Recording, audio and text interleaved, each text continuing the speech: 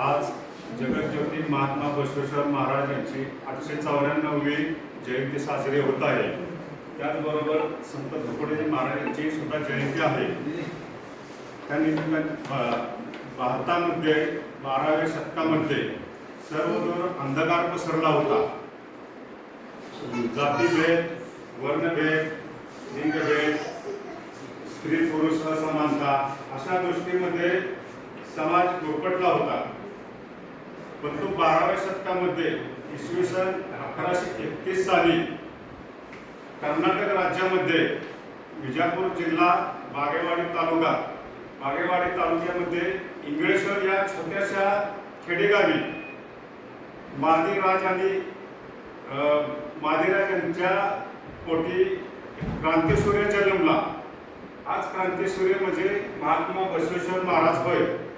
हा क्रांतीसूर्य कालांतराने भारतभर नव्हे तर पूर्ण जगभर तेजोमय झाला।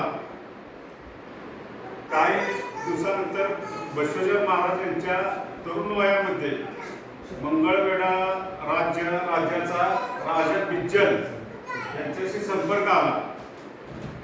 महात्मा बसवेश्वर महाराज यांची चाणक्य बुद्धी पाहून राजा बिज्जल प्रभावित झाला। त्यानंतर राजा बिज्जल यांच्या राज्यामध्ये एक ताम्रपट सापडला होता। त्या ताम्रपटावरची लिपी राज्यात कुणालाही वाचता आली नाही, परंतु महात्मा बसवेश्वर महाराजांनी ती ताम्रपटावरची लिपी वाचून दाखवली। त्या लिपी वाचून दाखवल्यामुळे राजाने त्यांना आपल्या दरबारमध्ये महामंत्रीपद बहाल केले। त्यानंतर महामंत्रीपद बहाल केल्यानंतर महात्मा बसवेश्वर महाराज यांनी अनुभव मंडप म्हणजे आता त्याला लोकसंसद असे संबोधले जाते, जगातली पहिली लोकसंसद महात्मा बसवेश्वर महाराज यांनी स्थापन केली। त्यामध्ये असं दिसून येते की स्त्रियांना सुद्धा महत्त्व दिले होते। अनुभव मंडप म्हणजेच आता आपण त्याला लोकसंसद असे संबोधले जाते। लोकसंसद मध्ये स्त्रियांना सुद्धा स्थान दिले होते। त्यातून त्यांची अशी चाणक्य बुद्धी दिसून येते।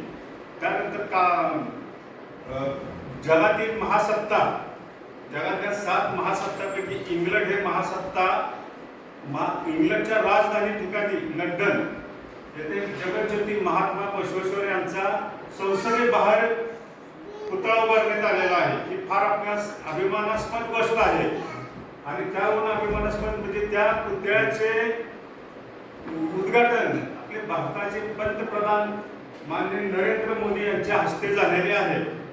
अशा महान तेजस्वी महात्मा जगज्योती बसवेश्वर महाराज यांना मी अभिवादन करतो। मला क्रांतीसूर्य महात्मा बसवेश्वर महाराज की जय। हर हर हर हर